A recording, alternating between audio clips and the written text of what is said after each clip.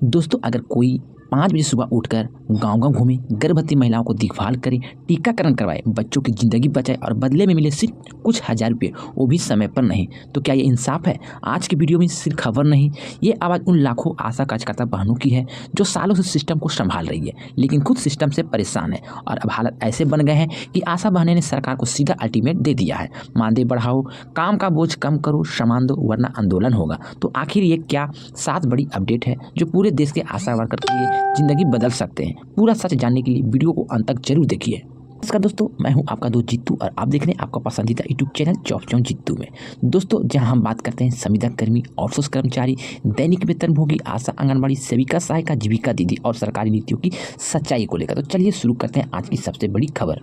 यहाँ पर आपको सारा अपडेट बताने वाले जो 7 बड़ी अपडेट है वो सारा जानकारी यहाँ पे आपको देने वाले हैं। तो सबसे बड़ा मुद्दा है मानदेय बढ़ाओ।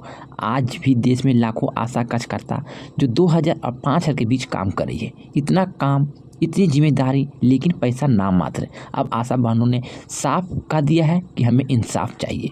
कम से कम हम लोगों को 10,000 से लेकर 15,000 तक मानदेय होना चाहिए। और सबसे बड़ी बात है कि केंद्र सरकार द्वारा 15,000 बढ़ाने की बात जो कही गई है उसे तुरंत लागू किया जाए। अगर ये लागू होता है तो ध्यान रखिए, इसका फ़ायदा सिर्फ एक राज्य को नहीं मिलेंगे बल्कि पूरे देश के आशा कार्यकर्ता बहनों को मिलेंगे, या देश की हर आशा बहनों को फ़ायदा होंगे। अब बात कर लेते हैं अपडेट नंबर 2 की। दोस्तों, आप सभी जानते हैं जब आशा की भर्ती हुई थी तो उनका काम जच्चा बच्चा की देखभाल, टीकाकरण, स्वास्थ्य सेवाएं, लेकिन आज जनगणना, सर्वे, डिजिटल एंट्री, अन्य विभाग में काम अब सब कुछ आशा के ऊपर ही डाल दिया गया है। अब आशा बहनों ने साफ कह दिया है, हम स्वास्थ्य कर्मी हैं, हमें सिर्फ स्वास्थ्य विभाग का काम दिया जाए। अब नो एक्स्ट्रा वर्क की मांग तेज हो गई है। अब बात कर लेते हैं अपडेट नंबर 3 की, जो मैं आपको यहाँ पे बताऊँ। जब भी आशा बहनें अपनी मांग के लेकर हड़ताल करती है तो उनका मानदेय काट लिया जाता। अब सवाल ये है कि अगर वो अपने हक के लिए आवाज़ उठाएं तो उन्हें सज़ा क्यों मिले? इसीलिए अब मांग उठ रही है कि हड़ताल के दौरान मानदेय नहीं काटा जाए, पहले काटा गया पैसा वापस किया जाए। ये मुद्दा और भी ज़्यादा गंभीर बन चुका है। कर लेते हैं अपडेट नंबर 7 की, यानी भुगतान की स्लिप अनिवार्य। दोस्तों, एक बहुत बड़ी समस्या थी कि पैसे तो खाते में आ जाते लेकिन पता नहीं चलता किस चीज़ के लिए पैसे आए हैं, कौन सा इंसेंटिव मिला, कौन सा बाकी है। इसलिए आशा बहनों की मांग है हर भुगतान के साथ डिजिटल स्लिप दिया जाए ताकि उन्हें पता चल सके कौन सा पैसा आया और कौन सा अभी बाकी है। यह पारदर्शिता की बहुत बड़ी मांग है। दोस्तों, अब बात कर लेते हैं अपडेट नंबर 5 की। बात कर लेते हैं अपडेट नंबर 5 की, जो कि डिजिटल काम का दबाव हटे। दोस्तों, आज के समय में हर चीज़ जो है डिजिटल हो गया है, लेकिन क्या हर आशा वर्कर डिजिटल ट्रेनिंग ले चुकी है? क्या हर गांव में नेटवर्क सही है? नहीं। फिर भी app upload, data upload, report भेजो, ये सब दबाव डाला जा रहा है। इसलिए मांग है कि डिजिटल कार्य का बोझ कम किया जाए या उचित ट्रेनिंग और समाधान दिया जाए। अब बात कर लेते हैं अपडेट नंबर 6 की, जो कि रिटायरमेंट और लाभ की मांग। यानी कि दोस्तों, आप सभी को पता होगा कि आशा वर्कर के पास कोई पेंशन नहीं है, कोई रिटायरमेंट की बेनिफिट नहीं है। जब उम्र हो जाती है तो सीधे घर भेज दिया जाता है। इसलिए अब मांग उठ रही कि रिटायरमेंट का उम्र कम से कम 65 साल किया जाए। रिटायरमेंट के बाद लाभ मिले, जैसे पेंशन, एकमुश्त की राशि, सामाजिक सुरक्षा। दोस्तों, अपडेट नंबर 7 की बात कर लेते हैं तो सामाजिक सुरक्षा और नौकरी की गारंटी, क्योंकि आज भी आशा वर्कर अस्थायी कर्मचारी नहीं है, नौकरी की कोई गारंटी नहीं है। इसलिए अब बड़ी मांग है कि ईपीएफ, ईएसआई, नौकरी की सुरक्षा और सबसे जरूरी बिना वजह के कार्रवाई बंद करें।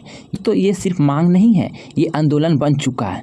यानी कि आपको पता होगा हर जिले में प्रदर्शन होना शुरू हो रहा है, सरकार पर सीधा दबाव बनाया जा रहा है और आशा बहनों ने साफ कर दिया कि अगर हमारी मांग नहीं मानी गई तो आंदोलन और भी तेज होगा। यानी कि दोस्तों, आप लोग को पता है जितने भी आशा कार्यकर्ता है वो सभी ने अपने मांग को यहाँ पे सक्षम सरकार के ऊपर रख दिए हैं कि हम लोग को जो मांग है वो जल्द से जल्द पूरा किया जाए, अन्यथा इसका अंजाम बुरा हो सकता है, जिसके लिए आंदोलन की तारीख फिक्स नहीं की गई है।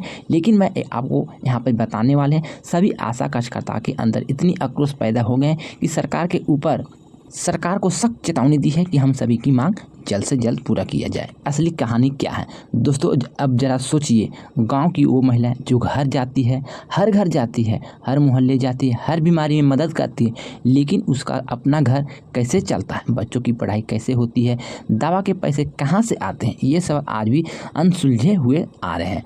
अब सरकार के सामने दो रास्ते हैं, या तो मांग मान लीजिए या आंदोलन झेल लीजिए, क्योंकि ये मुद्दा अब लाखों परिवार से जुड़ा हुआ है। तो दोस्तों, ये थी आशा वर्कर की 7 बड़ी अपडेट। अब फैसला सरकार के हाथ में है, क्या उन्हें सम्मान मिलेगा, क्या उनका मानदेय बढ़ेगा या फिर संघर्ष और तेज होगा।